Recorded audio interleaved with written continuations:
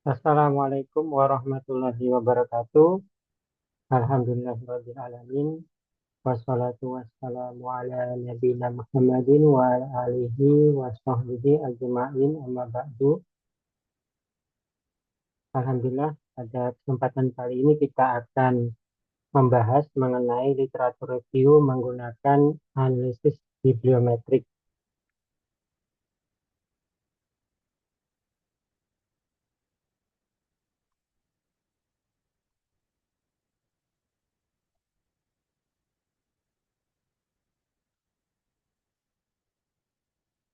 Kita pahami dulu apa itu bibliometrik. Bibliometrik itu adalah cabang dari ilmu informasi yang berfokus pada analisis kuantitatif dari literatur akademik seperti jurnal, konferensi, paten, dan lainnya.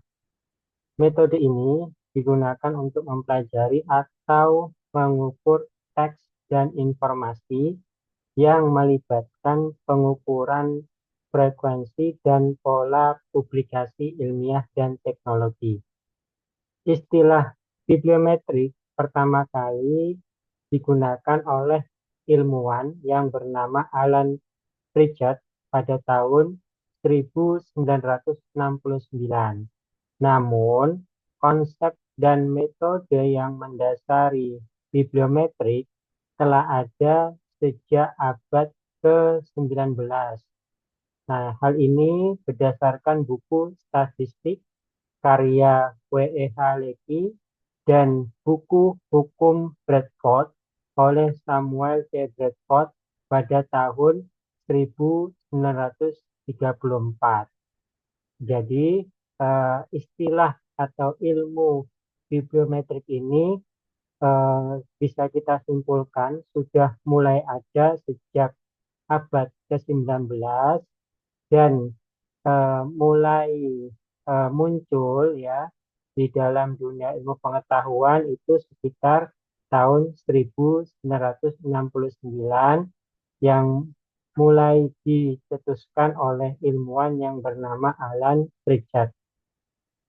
Kemudian eh, informasi berikutnya yaitu untuk bibliometrik ini merupakan satu set metode matematika dan statistik yang digunakan untuk menganalisis dan mengukur publikasi. Bisa berupa artikel, buku, bab buku, dan jenis publikasi lainnya. Hal ini dijelaskan oleh Garfield tahun 1955. Kemudian bibliometrik ini juga disebut analisis kuantitatif dari publikasi yang sudah ada untuk mempelajari atau memastikan suatu fenomena tertentu. Ini pendapat dari Herubel tahun 1999. Selanjutnya adalah eh, apa saja data yang tersedia dalam dokumen atau sumber informasi secara umum yang nanti akan di, dianalisis di dalam analisis bibliometrik. Beberapa hal tersebut yaitu mengenai autor atau penulis. Nah, jadi dengan analisis bibliometrik ini kita akan mengetahui penulis siapa saja yang paling dominan atau yang paling sering menulis mengenai suatu topik tertentu. Nah, atau juga bisa saja eh, siapa penulis yang pertama mulai menulis topik tersebut. Nah, kemudian informasi berikutnya di dalam analisis bibliometrik ini berkaitan dengan origin atau asal, yaitu bisa berupa asal organisasi atau asal institusi atau asal universitas. Nah, dengan bibliometrik ini kita bisa menggali untuk topik tertentu itu eh, dari penulis dari kampus mana yang mulai menulis ya topik tersebut. kemudian dari negara mana dia berasal, kemudian juga bisa mengangkat menggunakan bahasa. Yang selanjutnya adalah informasi mengenai source atau jurnal dan publisher.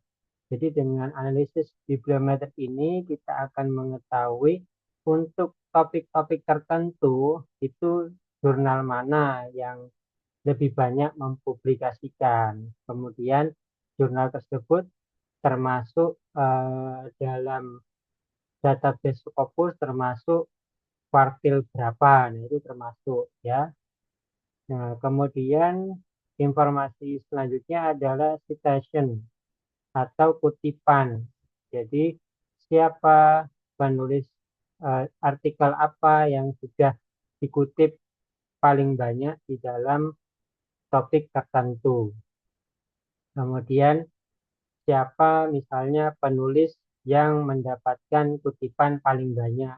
Itu kan bisa digali di dalam analisis bibliometrik. Kemudian informasi berikutnya berkaitan dengan konten. Maksudnya konten di sini bisa berupa topik tertentu itu berhubungan dengan topik apa saja. Nah, itu berkaitan dengan konten atau kata kunci. Kata kunci topik tersebut berhubungan dengan kata kunci yang mana atau tema-tema apa yang muncul di dalam analisis bibliometrik itu berkaitan dengan konten. Kemudian any other quantifiable attribute atribut-atribut yang lain yang mungkin bisa dihitung di dalam analisis bibliometrik. Selanjutnya adalah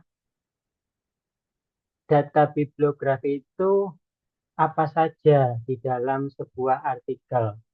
Nah, di sini kita bisa lihat data bibliometrik itu atau data bibliografi itu mulai dari judul sampai dengan daftar pustaka. Nah, kita lihat dari judul ya, dari judul atau titel artikel tersebut. Nah, itu bisa menjadi data di dalam analisis bibliometrik. Kemudian setelah titel atau judul ada penulis atau author, kemudian affiliation atau kampus, kemudian abstraknya, itu juga menjadi data bibliografi. Kemudian kata kunci, nah, kata kunci atau keyword ini juga menjadi data bibliografi. Kemudian tahun, jurnal, volume isu itu juga menjadi data bibliografi. Tag number, halaman artikel, kemudian reference atau daftar pustaka itu juga menjadi data bibliografi yang merupakan data yang akan dianalisis di dalam artikel bibliografi. Jadi mulai judul sampai daftar pustaka. Selanjutnya adalah kegunaan. Kegunaan atau tujuan dari analisis bibliografi. Di sini kita bisa melihat tujuannya untuk mengidentifikasi tren dan perkembangan topik penelitian tertentu. Jadi dengan kita menganalisis bibliometrik, dengan menganalisis literatur-literatur yang ada berkaitan dengan sebuah topik tertentu, nah, maka kita akan mengetahui tren perkembangannya. Topik itu kira-kira mulai muncul tahun berapa, kemudian seterusnya mulai booming ya, mulai meningkat itu tahun berapa. Nah, kemudian untuk tahun-tahun terakhir ini masih relevan apa enggak? Kalau misalnya semakin tahun semakin naik, nah ini kan berarti menjadi tanda-tanda bahwa topik itu masih cukup relevan untuk saat ini misalnya. Nah, kemudian tujuan berikutnya untuk mengidentifikasi penulis dan trennya dalam publikasi pada topik penelitian tertentu. Sekali lagi, dengan melakukan analisis bibliometrik ini kita akan tahu, oh penulis siapa penulis yang sudah meneliti topik tersebut, siapa penulis atau peneliti yang sering membahas topik tersebut. Nah, jadi kita akan semakin paham, tidak hanya tahu topik tertentu, tapi tahu orang-orang yang sudah mulai meneliti atau sudah mulai membahas topik tersebut. Kemudian tujuan berikutnya untuk memprediksi tren penerbitan yang akan datang dari data penerbitan masa lalu sampai saat ini pada topik penelitian tertentu. Kemudian tujuan yang terakhir untuk memprediksi produktivitas penerbit, penulis, organisasi, dan negara pada topik penelitian tertentu. Selanjutnya kita bisa lihat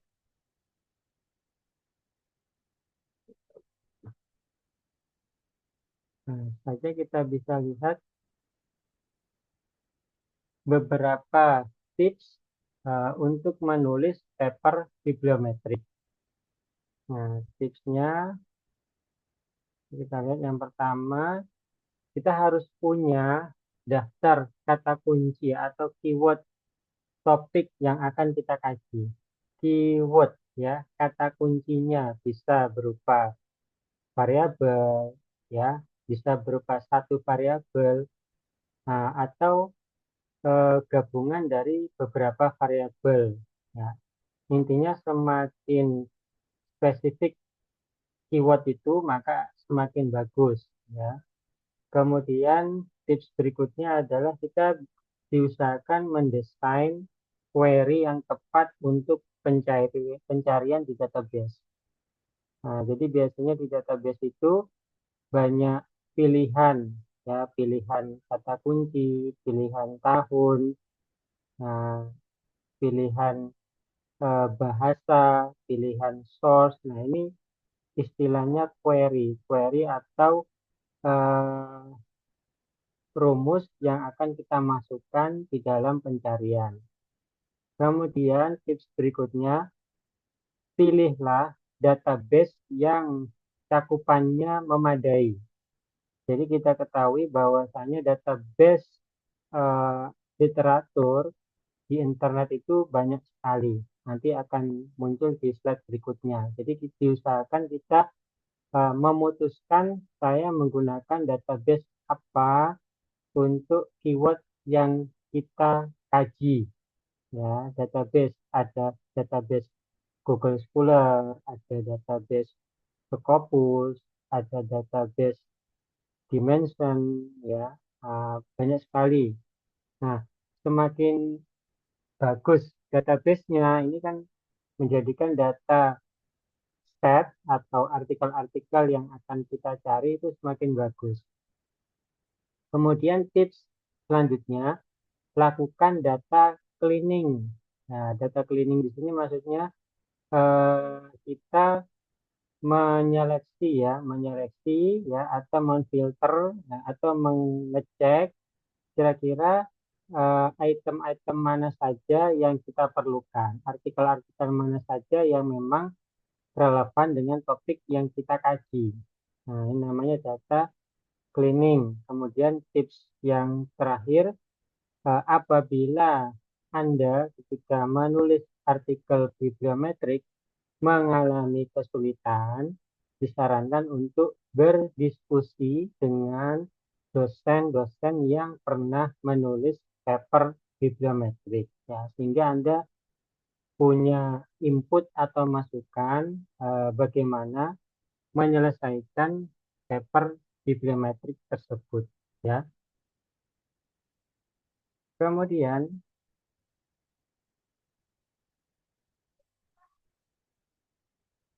kemudian step ya, step-step atau langkah-langkah di dalam menyusun analisis bibliometrik menurut Dontu tahun 2021. Ya, di sini ada 4 step, kita lihat. Step yang pertama, definisikan tujuan dan skop dari studi bibliometrik Anda. Jadi Anda diusahakan membuat definisi tujuannya dan scope dari literatur Anda, literatur review Anda. Kemudian definisi ya, definisinya diusahakan harus sesuai dengan analisis bibliometrik. Itu langkah yang pertama ya, definisikan tujuan dan scope bibliometrik Anda. Kemudian langkah yang kedua, pilihlah teknik yang tepat ya, pilihlah pendekatan teknik analisis bibliometrik yang sesuai dengan tujuan penelitian Anda, tujuan artikel Anda. Kemudian langkah yang ketiga, menurut John ini, carilah data-data untuk analisis bibliometrik. Bisa dengan mencari term ya, mencari topik berdasarkan scope sesuai langkah yang pertama atau step 1. Ya, setelah Anda mendesain temanya, mendesain topiknya sesuai langkah yang pertama, pilihlah database yang mencukupi ya, sesuai dengan coverage Anda. Kemudian berdasarkan database bibliometrik, pilihlah teknik analisis bibliometrik. Kemudian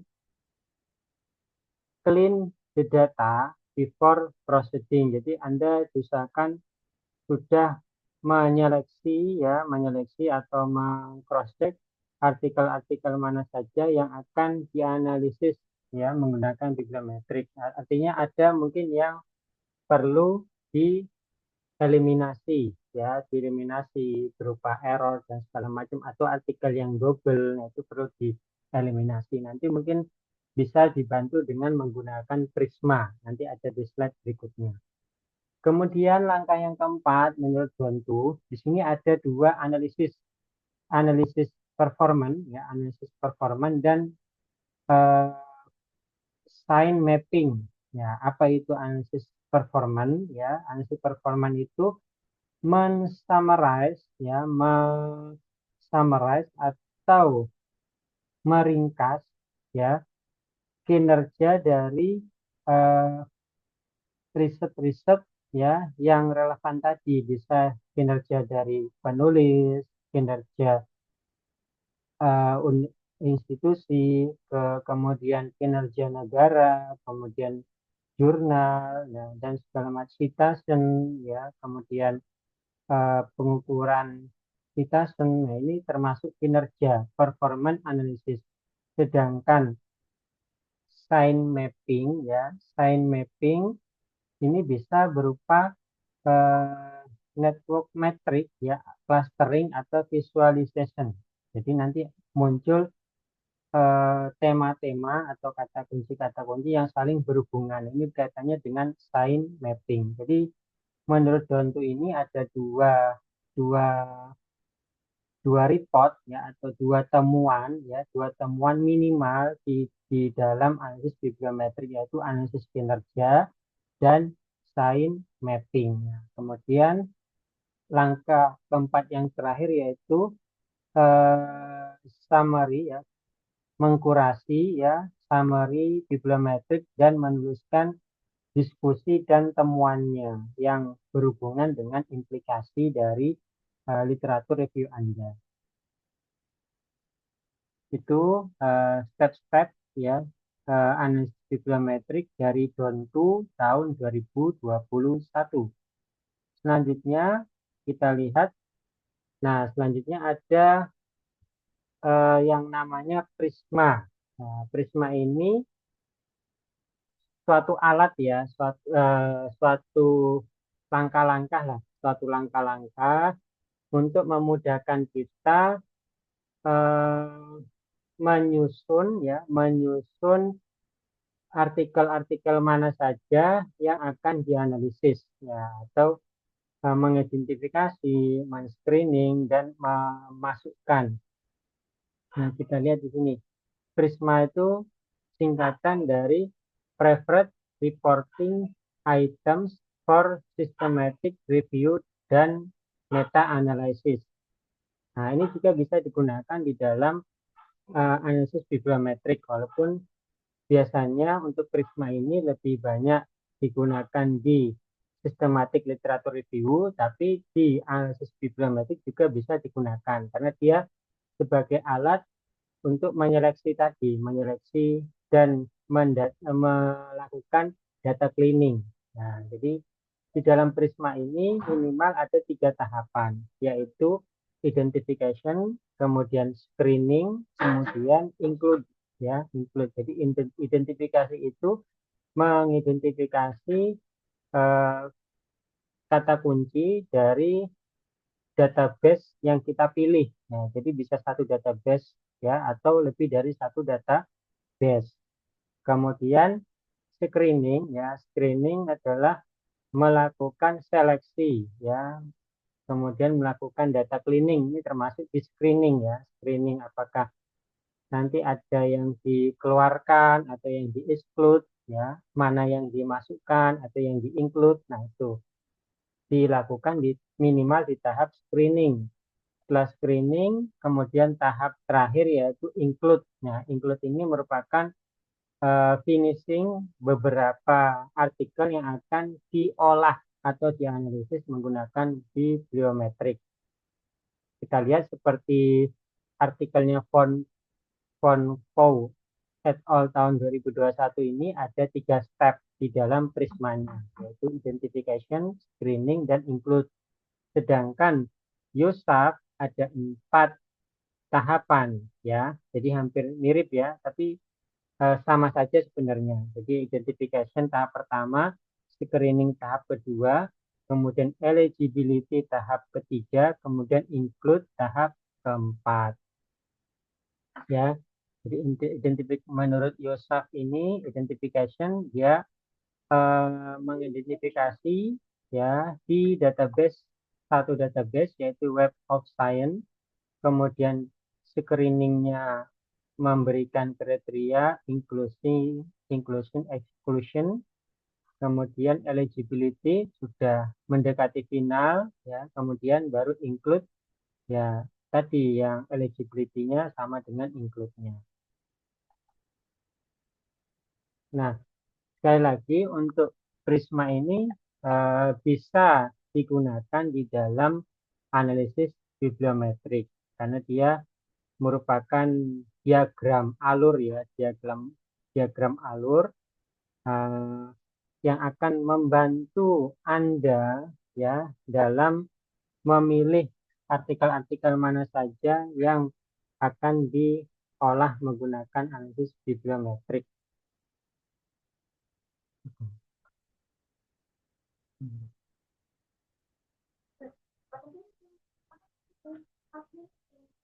Nah,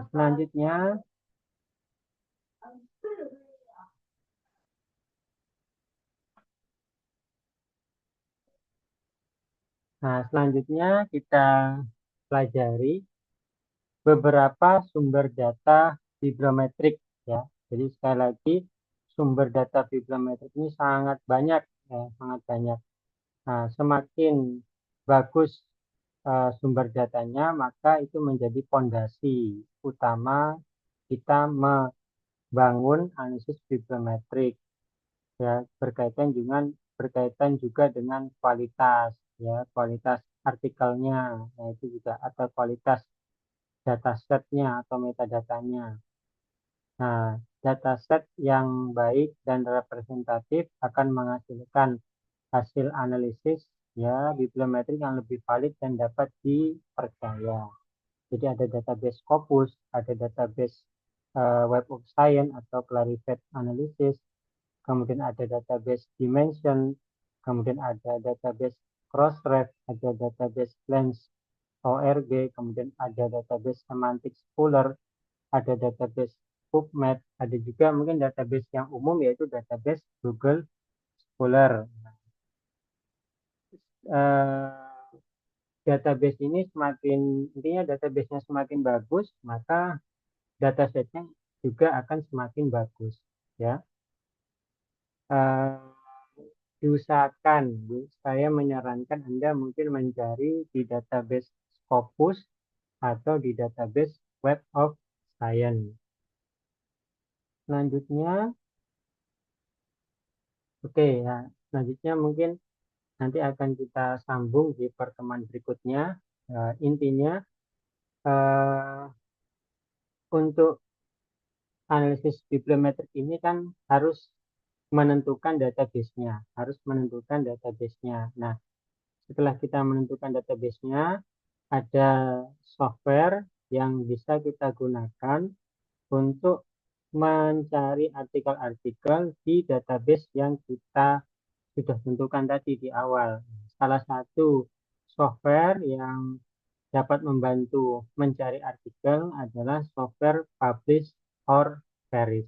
Nah, baik, untuk teknis ke penggunaan Publish or Perish dan Post Viewer nanti akan Pak Idris jelaskan di video selanjutnya. Demikian video pengantar untuk analisis bibliometrik. Kurang lebihnya mohon maaf. Wassalamualaikum warahmatullahi wabarakatuh.